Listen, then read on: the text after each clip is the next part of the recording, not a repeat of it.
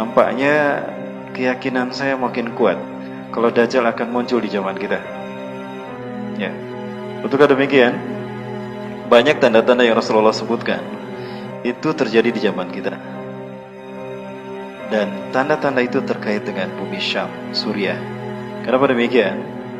Dilihat dari sisi akidah dan referensi Quran dan Sunnah, maka Syam inilah memang menjadi bumi di mana konflik peradaban terjadi di episode yang terakhir. Rasulullah SAW pernah menyebutkan jarak dari beliau diutus dengan kejadian kiamat itu seperti ini. Wistu ana wasa'aka hatain. Hal yang membuat saya kaget dan saya makin yakin nampaknya Dajjal akan muncul di zaman kita. Imam Masjidil Haram, Syekh Su'ad As-Sulaim, dalam salah satu khutbahnya beliau mengatakan, "Rubbama nahnu jailun alladziina yashhaduna hurujan Dajjal." Barangkali kitalah generasi yang akan menyaksikan Dajjal. Saya katakan kepada beliau, "Ana wafiq biqaulikum ya Syekh." Saya sepakat dengan kata-kata Anda. "Rubbama nahnu jailun alladziina yashhaduna hurujan Dajjal." Kitalah generasi yang akan menyaksikan Dajjal. Dan kalau kita lihat belakangan ini, Gutoh menjadi serangan dari rezim Bashar Assad dan juga Rusia yang biadab ini sampai pada titik puncak dari konflik bumi Syam. Kenapa demikian? Karena Rasulullah SAW menyebutkan Fustatul Muslimin, pusat pemerintahan umat Islam, Yauma Malhamatil Kubra, di hari Malhamatul Kubra terjadi fi makanin yuqalu laha Gutoh, di sebuah tempat yang bernama Gutoh, ila janibil Madinah, di sampingnya ada kota yuqalu laha Dimasqa atau Damaskus, di sampingnya ada kota yang bernama Damaskus atau Dimasqa. Khairi madaini Syam, khairu madaini Syam yaumaidin, sebaik-baik kota di bumi Syam saat itu. Artinya kalau sudah sampai ke Gutoh dan Damaskus nanti, inilah ujung akhir dari konflik Suriah. Nah, pertanyaannya, tadi Rasulullah menyebutkan bahwa pusat pemerintahan umat Islam di Gutoh ini menandakan Malhamatul Kubra dimulai. Apa itu Malhamatul Kubra? Malhamatul Kubra ini adalah perang besar sebelum hari kiamat. Di sana pertarungan antara hak dan batil. Jadi pertarungan antara hak dan batil yang dulu diperjuangkan oleh para nabi dan rasul, hari ini sampai pada episode yang terakhir. Sudah sampai pada babak final. Ya, sudah sampai pada babak final. Kalau disebut babak final, berarti pemainnya, aktor-aktornya ini pemain cadangan apa pemain utama? Pemain utama. Di Malhamatul Kubra inilah muncul aktor-aktor utama. Yang pertama Imam Mahdi, yang kedua Dajjal, yang ketiga Nabi Isa alaihissalam. Ya. Nah, Malhamatul Kubra ini terjadi, tandanya apabila konflik Syam, konflik Suriah sampai ke bumi yang bernama Gutoh. Karena disitulah nanti pusat pemerintahan umat Islam berada. Artinya Imam Mahdi akan memimpin umat Islam dunia di tempat yang bernama Gutoh. Malhamatul Kubra, menariknya kata Rasulullah SAW, akan terjadi tanpa teknologi. Artinya ada perang terlebih dahulu sebelum Malhamatul Kubra, di mana teknologi masih digunakan. Ada orang menyebut perang ini Armageddon. Armageddon. Ya, Armageddon tidak pernah disebutkan Rasulullah. Cuma Rasulullah pernah menyebutkan perang besar di mana Bani Rum akan menjadi partner dari umat Islam untuk memerangi musuh di belakang mereka. Innakum satasyrikuna bi Bani Rum, birrum, tuqatiluna aduwwan min waraikum. Kalian nanti akan bersekutu dengan Bani Rum dan kalian akan memerangi musuh di belakang kalian. Ya, Bani Rum ini Eropa, dan Eropa dipimpin Amerika. Ya, kemudian siapa musuh di belakang kita? Banyak para ulama ahli hadis mengatakan mereka adalah satu Syiah, kedua komunis, ketiga Syiit. Tiga-tiganya disebutkan Rasulullah SAW. Salah satunya Cina. Ya, la taqumu sa'atu hatta tuqatilu qauman ni'aluhum asy-sya'r. Kiamat tidak akan datang kepada kita sehingga kalian berperang dengan bangsa yang sandal-sandal mereka terbuat dari bulu. Wala taqumu sa'atu hatta tuqatilu qauman sigarul a'yun. Kiamat tidak akan datang pada kalian sehingga kalian berperang dengan bangsa yang mata mereka sipit, juluduhum ahmar, kulit mereka merah, dhumfal unuf, hidung mereka mancung sedikit ke dalam, wujuhum kal majanil mutraqah, wajah mereka bulat seperti tameng. Bangsa mana? Dan mereka sudah hadir di tanah air kita kan? Lalu di mana posisi kita di saat Malhamatul Kubra itu terjadi? Di mana Indonesia di saat Malhamatul Kubra atau bahkan Armageddon terjadi? Nah, jadi akan ada perang terlebih dahulu di mana teknologi masih bisa digunakan. Nah, peralihan apa yang membuat beralihnya manusia dari perang teknologi ke posisi di mana teknologi sudah tidak ada? Yaitu peristiwa yang orang mengenalnya, yaitu terbitnya matahari dari barat. Rasulullah SAW sudah menyebutkan tentang hal ini. Sayati alaikum lailun tuluha katsarasati layalin. Akan datang satu masa, satu malam kepada kalian yang panjangnya sampai dengan 3 malam. Rasulullah kemudian bertanya, tahukah kalian di mana matahari setelah terbenamnya? Nah, Rasulullah SAW menyebutkan, Inna syamsa idha gharabat tarji'u ila makaniha tahtal arsy. Sesungguhnya matahari apabila terbenam, dia kembali ke tempatnya di bawah arsy Allah. Kharat sajidatan, sujud kepada Allah Subhanahu wa taala. Tusabbihullaha bihamdi wa qad tuqaddisuh. Dia bertasbih kepada Allah dan memuji Allah dan bersujud mensucikan Allah.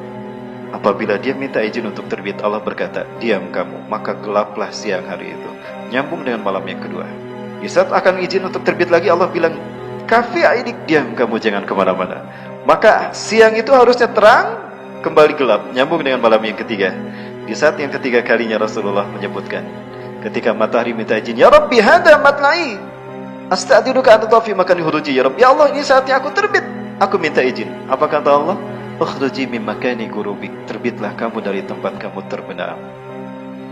Maka matahari pun akan keluar dari barat. Sebetulnya matahari tidak berubah. Apa yang berubah? Yang berubah adalah bumi. Ya, untuk memahami ini kita tidak boleh berpegang pada satu hadis ini. Cari hadis-hadis lain yang terkait. Saya menemukan hadis di dalam kitab Guru Hara Akhir Zaman, Dr. Amir Muhammad Jamaluddin dari Timur Tengah, dan ini sudah diterjemahkan. Di sana Rasulullah SAW bersabda, akan ada peristiwa besar di muka bumi, di alam semesta ini, bukan di muka bumi, di alam semesta, yang suaranya, suara ledakannya akan terdengar oleh jin dan manusia. Jika itu terjadi, masuklah kalian ke rumah-rumah kalian, tutup rapat pintu rumah kalian dan tutup rapat ventilasi rumah kalian. Barangkali hari itu kalian berada terakhir di muka bumi. Pujilah Allah sebanyak yang kalian mampu dan mohon ampunlah pada Allah. Ibadillah. Kemudian Rasulullah SAW menyebutkan, ketika matahari terbit dari barat, manusia akan melihatnya dan beriman kepada Allah. Tapi sayang, kata Rasulullah, keimanan saat itu tidak diterima. Dan tobat orang yang lalai, muslim tapi lalai, itu tidak diterima. Nah, setelah peristiwa ini terjadi, Rasulullah menyebutkan bumi kehilangan teknologi. Suma'utum ila ma bada'atum. 3 kali. Suma'utum ila ma bada'atum. Kalian akan kembali ke zaman kalian dahulu tidak punya teknologi. Nah, peristiwa itulah kemudian yang membuat manusia memasuki abad akhir, episode terakhir, yaitu Malhamatul Kubra. Di Armageddon, umat Islam masih bersekutu dengan Bani Rum. Namun Bani Rum berkhianat, lalu mereka menyerang umat Islam membawa 80 bendera. Ada Thamanina Rayah. Akan ada 80 bendera memasuki wilayah Suriah, Syam, dari wilayah Turki. Rasulullah menyebutnya yang zilur Rum ilal a'mak au bidabik. Bani Rum akan turun dari Amak atau Dabik. Amak atau Dabik adalah perbatasan Suriah dan Turki. Di tengah-tengahnya ada Aleppo. Di Aleppo inilah nanti Imam Mahdi akan sholat memimpin kaum muslimin sholat subuh berjamaah, dan disitulah Nabi Isa akan turun. Indal manaratil baida, di masjid yang bermenara putih. Saat itu Bani Rum membawa 80 bendera. Walikuli raya isna asyara alaf junudan, 12.000 pasukan. Ada kemungkinan bendera di sini adalah negara. Artinya satu negara 12.000 pasukan, berarti 1 juta pasukan akan masuk ke Suriah. Inilah Malhamatul Kubra itu terjadi. Saat itu Rasulullah menyebutkan, kalian hanya menggunakan pedang, panah, tombak dan kuda, tanpa teknologi. Nah, Rasulullah menyebutkan saat itu pusat pemerintahan Islam ada di Gutoh. Konflik demi konflik di Suriah mulai 2011 sampai hari ini, itu seolah sudah didesain sedemikian rupa. Mana dulu yang harus dihancurkan? Dar'a, kemudian Homs, lalu Raqqa, lalu Idlib, lalu Latakia, kemudian Aleppo, lalu Khan Yunis, kemudian Ghouta.